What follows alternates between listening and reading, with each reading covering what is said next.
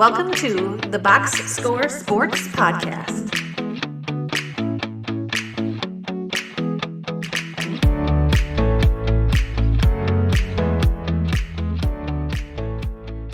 Right. Okay, gotcha. Okay, let's go to the crying Ryan corner. That's the Detroit Pistons. We're going to talk about this. I'm not too sad right now. I thought the Robinson deal was fine, but let's talk about it. So they did sign and trade for Duncan Robinson. They got rid of I didn't write him down. Fontecchio, yeah. So sign and trade. They signed Duncan Robinson. I think it was like 3 years, 48, but like the second year, only half is guaranteed. In the last year, none of it's guaranteed. So it's not something they have to be hard committed to. So I like that. They also got Karis LeVert for 29, 2 years, 29 million. That's 14 and a half a year. Uh, and then all this started with Beasley's gambling, which like threw a wrench in everything because they were just about to sign him, I think, to a 341 or 42 million, which I thought, oh, that's pretty good, you know. But now it sounds like has a bigger problem because I'm like, well, what if the allegations go away and then we can kind of like get him on a deal, like a real deal. They lost Beasley, Schroeder, and Hardaway. I'm more sad about Schroeder probably than Hardaway, and then the Beasley thing. So Duncan Robinson sort of replaces Beasley. LeVert, it kind of replaces Dennis Schroeder. Thoughts on the Pistons? They still kept some shooting. So, again, that was key with the Pistons is the spacing. You lose some flexibility is what I felt they did. Like Duncan Robinson is a close Malik Beasley replacement, little different of a player. Malik Beasley, while not good in any sense of the word good defensively, is not a turnstile. Duncan Robinson is pretty much useless on defense. So Yep. there's a downside there. And I'm just never been a fan of Karis LeVert. Me either. So, like, from that aspect, you're like, can he shoot a little? Sure. Can he drive a little? Can he handle a little? But I feel like his decision making in doing either of those is like watching Kyle Kuzma. I mean, I feel like they're kind of he's better. LeVert is a better shooter, but I feel like it's kind of in the same boat where you're like, I have no idea what that guy was thinking on that. So from that aspect, I don't like it because he is kind of a ball stopper in Karis LeVert. So the Pistons, they didn't take like a death blow here, No. but it does throw a big wrench in there when Beasley falls through, and at least you have confidence in what he does. You can play him in a lot of different lineups, and switching to what you have, fine. But I do think it's a step down as far as what they'll be able to do as a team and some of the lineups they put out with. Yeah, I think this was like they adapted their plan to, okay, we're going to bring Beasley back and maybe Schroeder or go after Alexander Walker. And they didn't get him either. And then Monk. And it's like, okay, well, clearly we're not getting these guys that we know that can absolutely help us win now. So let's get a couple veterans, replace Beasley's shooting with Duncan Robinson. And I think what they're going to do is just rely on the young guys to progress. That's what I think is going to happen. So Ron Holland, Asar Thompson, Ivy, Cade, Duran, let's get better, guys, basically. And that's what's kind of going to be what they're going to do. Because for me, LeVert, he's not as good as a defender as Schroeder is. Schroeder is so, he's a pest. And LeVert's not quite that. And LeVert he's a shot creator. He is he's like you said, he can drive, he can shoot. He is not a playmaker. So, I love fandom, but fandom makes us blind. And there was a Piston fan who I listened to. He does like Piston thoughts, and he said, well, he's a playmaker too. When I voiced my concern on Twitter that he's an ISO scorer, he's not very consistent at shooting. And he's not replacing Beasley, basically. He's not a catch and shoot guy.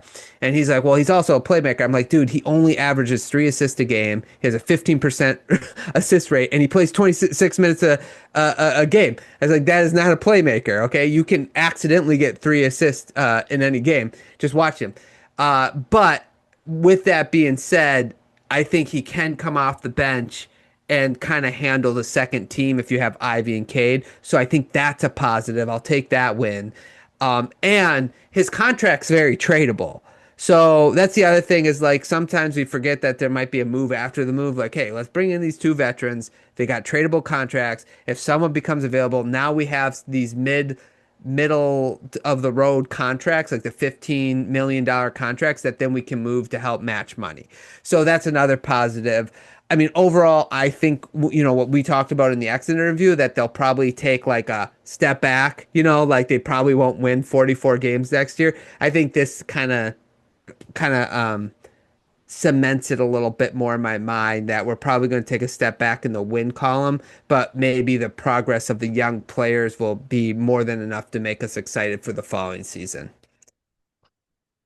I would agree. And I think, like you said, it's a 2-year deal. If it's not at the trade deadline, if it's next offseason, you can move for $2 million. Right. Duncan Robinson, same thing. I'm guessing it's like because his contract was $20 million, with the half was guaranteed. I'm guessing it's like fully guaranteed this year and like $4 million next year, so that he got his $20 million regardless.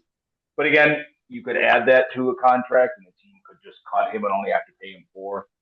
So those don't kill you, and I think it's good team wise because again, the future of the Pistons is not on who you sign this offseason. Maybe Nickeil Alexander Walker was an exception because he's 27 and you could use him for 4 years, like he's still in his prime. But outside of that, this is great. You got to see what the young guys have. Yeah. And the future of the Pistons is Cade Cunningham figuring out if Jaden Ivey is uh, good, what he can do. Ron Holland, all of those guys. If you can better figure out what they can do this year, you can plan around that. You don't want to do it too soon because if you hinder them, then you just never find out. And they were getting close to doing that with Cade, and then they finally found out, but it took probably too long. So again, it's one of those where you look at it, and if you're an excited Pistons fan coming off of last year, you always want the arrow to keep going up. So it's probably like, dude, this sucks. This is this is who we signed after last year. But again, you didn't do anything dumb. Just take it next year. Maybe Jaden Ivey is really good, and you continue that upward trend. If not, and you end up with 44 wins again, which even if you take a step back, you might still get 44 wins in the East with some of the bad teams in there. But you'll better find out about the team, and that's the key to this: is finding out what your team is, not trying to get to 47 wins next year. Yeah, exactly. And that's not a negative. And listen, I like how you put we didn't do anything dumb. We didn't, right? We just replaced two veterans with two veterans, a shooter with a shooter, a ball handler with a ball handler. So it's not that bad. And I wanted the two veterans to come back. I didn't want three. So I'm kind of happy we stuck to two and just like, again, worry about the young guys. One other thing I want to add, LeVert worked with JB Bickerstaff in Cleveland. So there is some sort of relationship there. So that he must have vouched for him a little bit, and I think maybe that's part of the reason why he's here. So maybe their relationship can get the best out of him because I think that year in Cleveland was one of his better years as a scorer. So that's always something that you could look to as a positive. Again, the future is the young guys. Got to Yeah. figure out everything that's there, and then you can adjust based on that. Yeah. Yeah. And one last thing, Piston fans, if you're watching, I'm not being negative about this. I'm just not being overly positive. It's just, it's a kind of like a moves, right? Like that's how I feel. And it kind of started with the Beasley thing. It's just a bummer about his situation, really. And I hope he can figure his life out because that's really rough what he's going through. Did, did the Bucks actually not lose in the first round? Then did we get to like redo that because that's supposedly the year that he was benched when he was with the Bucks? Like, as a Bucks fan, do we get like a redo? Can we replay some of that? Like, but no, like some of the stuff I just read an article before when I text you. Hopefully the dude gets the help he needs. Yes. Apparently he owes a lot of money all over, and he signed a deal to get some money that base it on his current and future NBA contracts with this company. So dude has an issue. Yeah, So hopefully he gets it fixed. But it does for him, and if you're the Pistons and you wanted it back, it sucks that it comes out like hours before you're probably about to get 3 years and $42 million. Yeah. But I guess for the Pistons, it's probably better it came out then than like a week from now when he has his money. Yeah. And then you might be on the hook for that. I don't know what any clawback language would be in a contract, but again, that's hard to throw a wrench in last minute. Yeah, that's rough. Yeah. Okay. Anything else on the Pistons? Thanks so much for watching this clip of the Box Score Sports podcast. I hope you guys enjoyed. If you haven't yet, please subscribe to our channel. Follow us on Instagram and Twitter or X. And we'll talk to you guys real soon. See ya.